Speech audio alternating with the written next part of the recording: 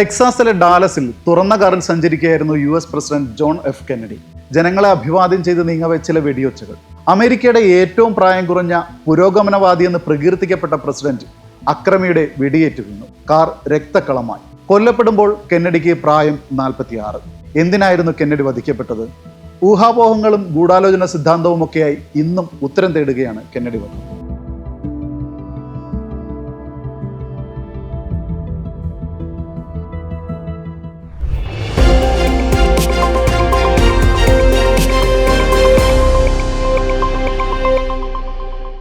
വർഷം 1963 നവംബർ 22. സമയം ഉച്ചയ്ക്ക് 12:30.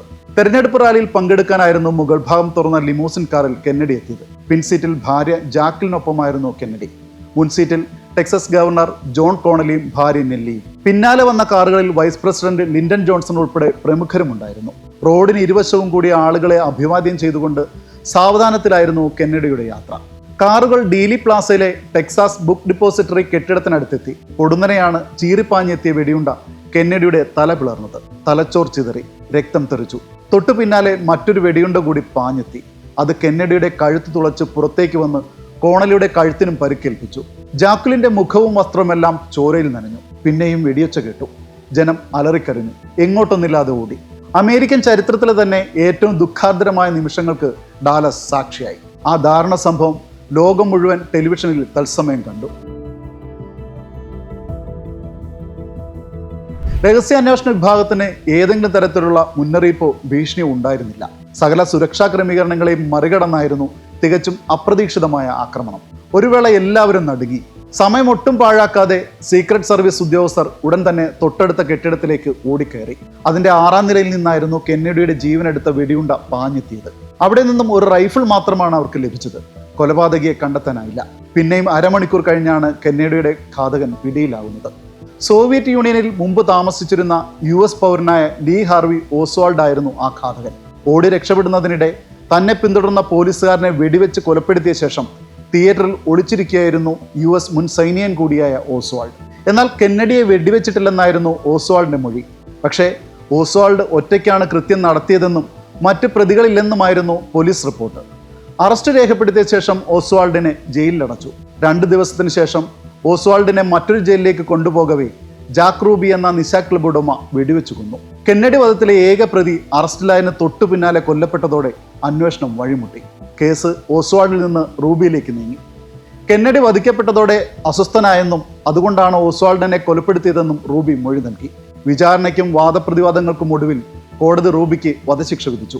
എന്നാൽ അപ്പീൽ നൽകി റൂബി വധശിക്ഷയിൽ നിന്നും രക്ഷപ്പെട്ടു. കേസിൽ വീണ്ടും വിചാരണ തുടങ്ങി. പക്ഷേ 1967 അർബുദം മൂർച്ഛിച്ച് റൂബി മരിച്ചു.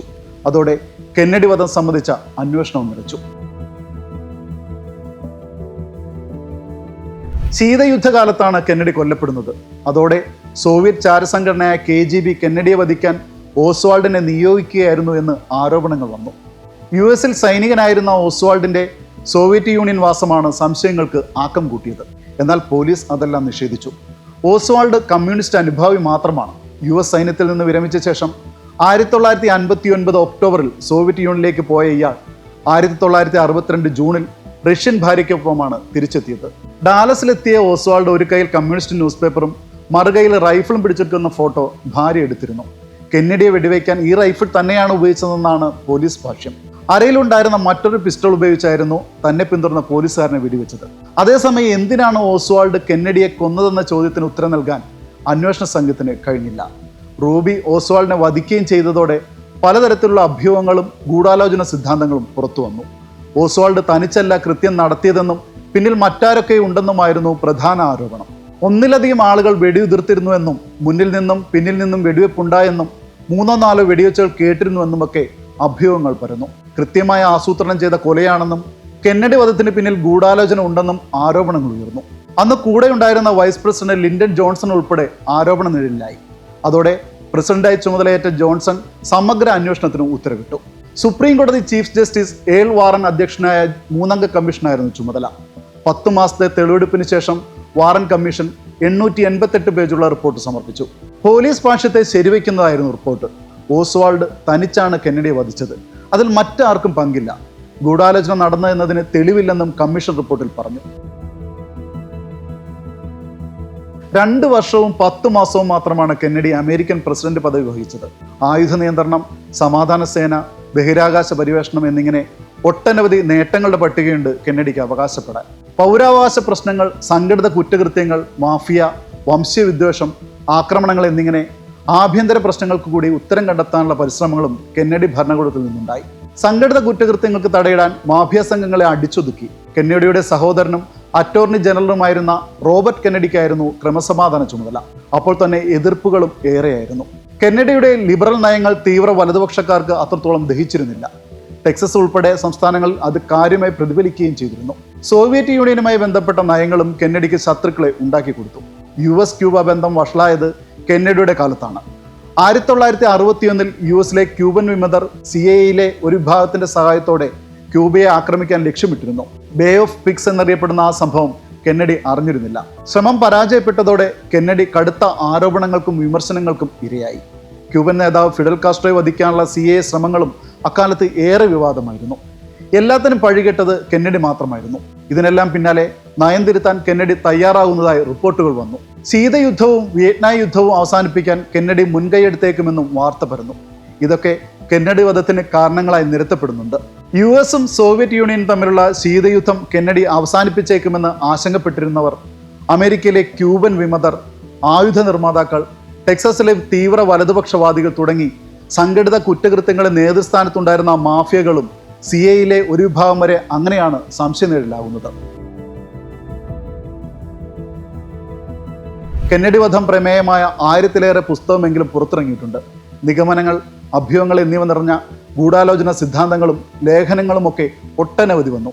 നിരവധി സിനിമകളും പുറത്തിറങ്ങി. അതിൽ കെന്നഡി കൊല്ലപ്പെടുമ്പോൾ ഒപ്പമുണ്ടായിരുന്ന സീക്രട്ട് സർവീസ് ഏജന്റ് പോൾ ലാൻഡിസിന്റെ ദി ഫൈനൽ വിറ്റ്നസ് എന്ന പുസ്തകം ഏറെ ചർച്ചയായി. ഒസ്വാൾഡിനൊപ്പം മറ്റൊരു ഘാതകൻ കൂടി ഉണ്ടായിരുന്നെന്ന അഭ്യൂഹങ്ങൾ ശക്തിപ്പെടുത്തുന്നതായിരുന്നു പുസ്തകം. വാറൻ കമ്മീഷന്റെ കണ്ടെത്തലുകളിലെ പൊരുത്തക്കേടുകളും ചർച്ചയായി.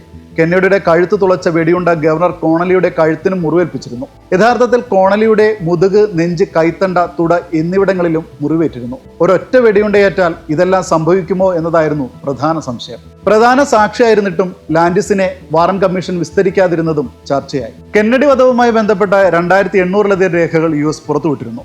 സുരക്ഷാ കാരണങ്ങളാൽ ചില രേഖകൾ ഭാഗികമായോ പൂർണ്ണമായോ തടഞ്ഞു വെച്ചിട്ടുമുണ്ട്. കൂടുതൽ രേഖകൾ പുറത്തുവിടാനുള്ള എക്സിക്യൂട്ടീവ് ഉത്തരവിൽ പ്രസിഡന്റ് ഡൊണാൾഡ് ട്രംപ് ഒപ്പുവെച്ചതാണ് ഏറ്റവും പുതിയ നീക്കം. കൊലപാതകവുമായി ബന്ധപ്പെട്ട പുതിയ വെളിപ്പെടുത്തലുകൾ ഉണ്ടായേക്കില്ലെങ്കിലും കൊലയാളിയെക്കുറിച്ച് കൂടുതൽ മനസ്സിലാക്കാൻ രേഖകൾ സഹായകമായേക്കും. അപ്പോഴും 61 വർഷം പിന്നിടുന്ന ദുരൂഹതയ്ക്ക് ഉത്തരമാകില്ല.